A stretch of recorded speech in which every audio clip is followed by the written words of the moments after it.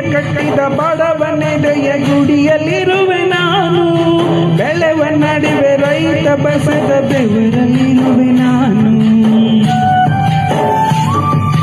ಕೆಲಸ ನಿನದೆ ಫಲವು ನಿನದೆ ಛಲದ ಹೊಡೆಯ ನೀನು.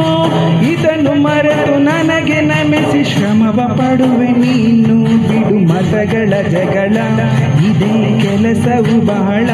ನನ್ನ ಒಲಿಸಲು ಮರುಳ ಇರೋ ಮಾರ್ಗವು ಸರಳ. ನನ್ನ